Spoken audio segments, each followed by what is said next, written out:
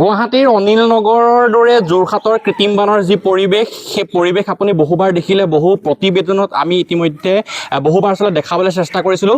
এজাক বা দুজাক বৰষুণৰ পাছতে গুৱাহাটীত আচলতে আগতে কোৱা হয় যে অনিল নগৰৰ বানপানী, অনিল নগৰৰ কৃত্ৰিম বানপানী, কিন্তু যোৱা বছৰৰ পৰা আচলতে যোৰহাটৰ মাজমজিয়াৰ যি অঞ্চলসমূহ আছিলে, ৰজা মৈদাম নিউ কলনীয়ে হওক, বঙাল পুখুৰী হওক, ক্লাব ৰোড হওক, এই অঞ্চলসমূহৰ ৰাইজে কিন্তু জীয়াতু ভুগিবলগীয়া হৈছে পৌৰসভাৰ আৰু ভুলৰ বাবে হওক বা আন কাৰণতে হওক। দেখিবলৈ পোৱা গৈছে যোৱা বছৰৰ পৰা আচলতে এই অঞ্চলসমূহত ভীষণভাৱে কৃত্ৰিম বানে এই অঞ্চলৰ যিসকল লোক আছে তেওঁলোকক জুৰুলা কৰা পৰিলক্ষিত হৈছে। আমি আজি এই প্ৰতিবেদন প্ৰস্তুত কৰিছোঁ কৃত্ৰিম বানৰ পৰিৱেশ দেখাবৰ বাবে নহয়, আমি আজি এই প্ৰতিবেদন প্ৰস্তুত কৰিছোঁ যোৰহাট পৌৰসভাই আচলতে কৰিব পাৰে কি, যোৰহাট পৌৰসভাৰ কাম কি। যোৰহাটৰ যিখন আচলতে পাচলি বজাৰ আছিলে, নিউভিল ৰোডৰ পাচলি বজাৰ আছিলে, এজাক বা দুজাক বৰষুণৰ পাছতে এই নিউভিল ৰোডৰ পাচলি বজাৰ উটি যায়। বৰ্তমানে গৈ আছে আজি 2-3 বছৰৰ একে সমস্যা সমাধান কৰিব নোৱাৰিলে। যোৰহাটৰ ৰজা মৈদাম নিউ কলনীৰ যি অঞ্চল আছিলে, এটা ডাঙৰ আৱাসিক অঞ্চল, এই অঞ্চলৰ আজি বহু বছৰৰ সমস্যা আছিলে।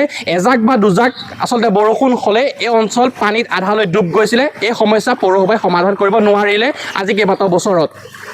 যোৰহাটৰ যি উৰণ সেতুসমূহ হ'ল, এই উৰণ সেতুসমূহ ঠিকেই আছে, যোৰহাটৰ যিসমূহ আচলতে ৰাস্তা বনোৱা হ'ল ঠিকেই আছে, কিন্তু ৰাস্তাৰ কাষত যিসমূহ ষ্ট্ৰীট লাইট দিয়া হৈছিলে, এই ষ্ট্ৰীট লাইটসমূহ ৰাস্তা হোৱাৰ পাছত ষ্ট্ৰীট লাইটসমূহ ফুলদানিৰ দৰে সজাই থোৱা হৈছে। পৌৰসভাই আজিলৈকে এই ষ্ট্ৰীট লাইটসমূহ জ্বলাব নোৱাৰিলে। তেনেহ'লে কি কামৰ বাবে আচলতে যোৰহাট জিলাৰ যিখন পৌৰসভা আছে, পৌৰসভাৰ যিখন কমিটি আছে, আচলতে কি কামৰ বাবে তেওঁলোকে এইদৰে কমিটি এখন গঠন কৰি পিনি যোৰহাট নগৰ মাজমজিয়াত বহি আছে, এই প্ৰশ্ন আজি যোৰহাট পৌৰসভাৰ বাবে। যোৰহাটৰ পৌৰসভা পৌৰপতি আমাৰ সৈতে আছে, আমি পোনপ্ৰথমে তেওঁৰ পৰা জানিব বিচাৰিম কি কাৰণে যোৰহাট নগৰৰ এই প্ৰধান সমস্যাকেইটা, যোৰহাটৰ কৃত্ৰিম বানৰ সমস্যাই হওক, যোৰহাটৰ ৰজা মৈদাম নিউ কলনীৰ কৃত্ৰিম বানৰ সমস্যা হওক, যোৰহাটৰ বঙাল পুখুৰী কৃত্ৰিম বানৰ সমস্যা হওক, যোৰহাটৰ ক্লাব ৰোডৰ সমস্যা হওক, এই সমস্যাকেইটা তেওঁলোকে সমাধান কৰিব নোৱাৰিলে। তাৰ সমান্তৰালভাৱে মই উল্লেখ কৰিছোঁ যোৰহাটৰ ষ্ট্ৰীট লাইট, কেন্দুগুৰি বাইপাছৰ পৰা যিসমূহ ষ্ট্ৰীট লাইট আছে অভাৰব্ৰিজৰ ওপৰত, এই ষ্ট্ৰীট লাইটসমূহ আজিলৈকে জ্বলি নুঠিল। কি কাৰণে জ্বলি নুঠিল? এই ষ্ট্ৰীট লাইটসমূহ জ্বলাবলৈ যোৰহাট পৌৰসভাৰ ওচৰত আচলতে অৰ্থৰ অভাৱ নেকি?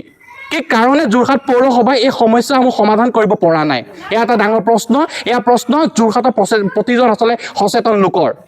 এতিয়া আজি আমি কালি ৰাতিপুৱা আমাৰ ঘূৰি ফুৰিছে, ময়ো খবৰ লৈ আছোঁ ফোনত, কিন্তু কালি আমি যিটো হৈছে যে পানীটো, বৰষুণটো দেখিছে ন, বৰষুণ কেনেকুৱা হৈছে, এই বৰষুণৰ ফলতে পানী হৈছে। আৰু আমাৰ যিটো তৰাজান, মহুৱাজান আৰু টুকলাই, যিটো আমি টুকলাইটো খনন কাৰ্য কৰি আছোঁ, এইবিলাক কি হৈ গৈছে, তেওঁলোকৰ পানী যিদৰে টানিব পাৰে সেই টানিৰ ক্ষমতাটো অলপ কমি গৈছে।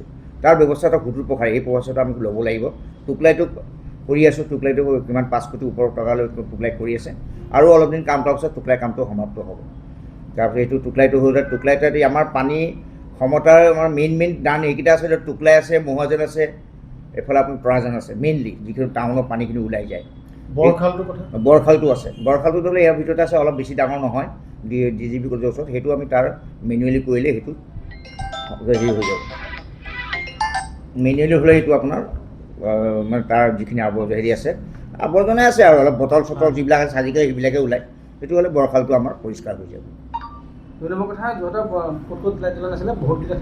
নাই এতিয়া কওক, ষ্ট্ৰীট লাইটৰ ব্যৱস্থা আমি এজন ইঞ্জিনিয়াৰ দি দিছোঁ। আগত তেনেকৈ এজন ইঞ্জিনিয়াৰ নতুনকৈ আছে, তেওঁ আমি দিছোঁ, তেওঁ পূৰা চোৱা চিতা কৰি আছে।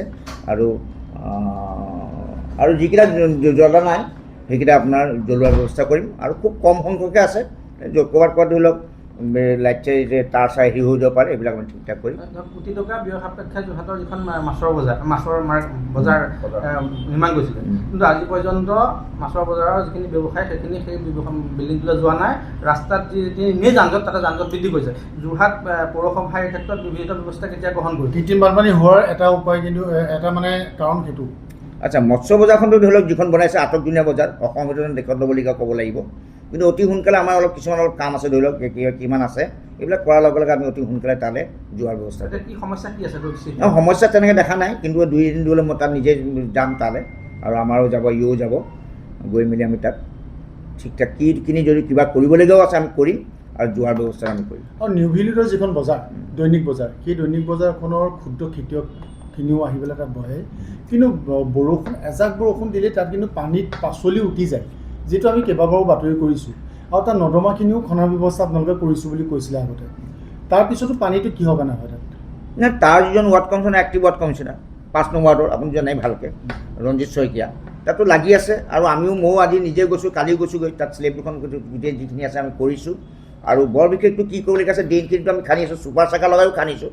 আৰু ক'ত কৰিবলগীয়া আছে আমাৰ আৰু এবাৰ অভিজ্ঞ ইঞ্জিনিয়াৰৰ পৰা আমি চোৱা চিতা কৰি সেইখিনি ক'ত খুঁত লাগি আছে সেইটো ব্যৱস্থা। জনসাধাৰণৰ এটা আক্ষেপ আছে, ছুপাৰ চাকা কোটি টকা ছুপাৰ চাকা আনিলে সেইকেইটা ফুলদানি বুলি কয়, সেইকেইখন ফুলদানি হিচাপে থোৱা বুলি কয় পৌৰসভাই, আৰু সেইখন লগাইছে যদিও কামত অহা নাই বুলি কয়। কিন্তু না ছুপাৰ চাকাৰ কৰে, ৰাতি কৰে কাম, তাত অলপ ব্যয়বহুলো হয়, পইচাটো অলপ খৰচা বেছিও হয়। এইটো আপোনাৰ কৰি আছে, নাই কৰা বুলি নহয়। সেইকেইখন কৰিছোঁ কাৰণে যোৰহাটত এতিয়া আধা ঘণ্টাৰ ভিতৰত পানীটো ওলাই গৈছে।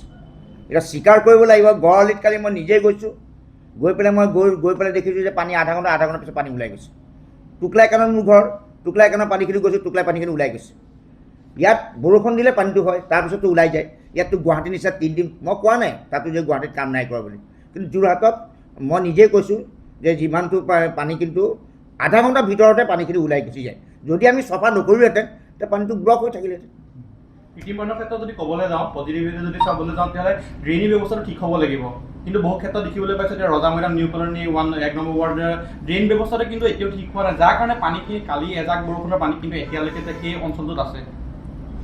হয়, সেইটো 1 নম্বৰ ৱাৰ্ডটো কি হৈছে আমি দিছোঁ, ভালদৰে আমি সজাতি দল গৈ তাত ঠিক ঠাক কৰিব লাগিব। আৰু 1 নম্বৰ ৱাৰ্ডটো অলপ কিবা কিবি আছে, কি হৈছে কেনেকুৱা কি হৈছে ময়ো এইকেইদিন লাগি আছোঁ, তাত ধৰি লওক ঘূৰিও আছোঁ, কিন্তু বৰ বিশেষ পোৱা নাই। মই ৱাৰ্ড কমিশ্যনাৰটো তেখেতৰ ৱাৰ্ড কমিশ্যনাৰতো কথা পাতিছোঁ, কিন্তু চাই হওক, মোক তাত মানুহো পায়, মোক ৰাস্তাটো কয় যে কিবা এটা কৰক। কিন্তু 1 নম্বৰ ৱাৰ্ডটো আমি নিজৰ বেলেগ এটা ৱাৰ্ড হিচাপে ধৰি পেলাই আমি তাত কাম কৰিব লাগিব।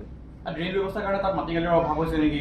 ড্ৰেইন কালিবিলাক কৈছে ক'ত ড্ৰেইন যদি অলপ যিমান পানীৰ পৰিমাণ যাব লাগে ইমানকৈ ঠেক আছে নেকি, সেইবিলাক আমি বহুলৰ ব্যৱস্থা কৰিম। আৰু আমি এটা প্ৰতিজ্ঞাবদ্ধ, আমি ৰাস্তাতকৈ ড্ৰেইন ছিষ্টেমটোৱে ভাল কৰিম। যিখিনি আমাৰ সময় আছে ড্ৰেইন ছিষ্টেম, আমি কৈছোঁ অকল ড্ৰেইনহে কাম হ'ব। এতিয়া ৰাস্তাটো থাকিব, কিন্তু ড্ৰেইনেই মেইন কাম হ'ব। এজাক বা দুজাক বৰষুণ আপোনালোকৰ অঞ্চলত হোৱা দেখিবলৈ পোৱা যায়, তাৰপিছত আজি বহু দিনৰ সমস্যা, বহু বছৰৰ সমস্যা, আপোনালোকৰ ঘৰসমূহত পানী উঠি যায়, বাৰাণ্ডালৈকে পানী হয়। কালিয়ে হোৱা বৰষুণ, কিন্তু এতিয়ালৈকে পানী শুকোৱা নাই। আপোনাৰ ঘৰতো পানী? আমাৰ ঘৰতো পুৰা পানী, হয়, একেবাৰে এতিয়াও পানী আছে, পানীতে ডুবি আছোঁ আমি আকৌ ৰাতিপুৱা স্কুলত ইমান পানী দি যাওঁ, আমাৰ ঘৰৰ বস্তু কিমান নষ্ট হৈছে, এইকেইটা কোনে ভৰিব? বহুত কিবা নষ্ট হৈছে। আপোনালোকৰ যিসমূহ ড্ৰেইন আছে, পথৰ কাষত যিসমূহ ড্ৰেইন আছে, এই ড্ৰেইনসমূহ পৌৰসভাই চাফা কৰিবলৈ আহেনে? কেতিয়াবা আহে, হয়, এইটো আহিলে কি হ'ব, অলপ কৰে আকৌ গুচি যায়। আমাৰতো ড্ৰেইন নবনায়, একো নকৰে। আপোনালোকৰ কেই নম্বৰ ৱাৰ্ড এইটো? আমাৰ এতিয়া 1 number ward, new colony 1 number ward. অলপ বৰষুণ দিলেই পানী, গোটেইখিনি পানী হৈ যায়। আমাৰ ল'ৰাই কাম কৰিব নোৱাৰে, স্কুটি বেয়া হৈ গ'ল, চব বেয়া হৈ গ'ল। মই কেনেকৈ চলিম? স্কুলত ইমান পানী দি গৈ আছোঁ, এতিয়া আহিলোঁ। সময়ৰ খবৰ সময়ত পাবলৈ ফ'ল' কৰক টাইম অফ আছাম।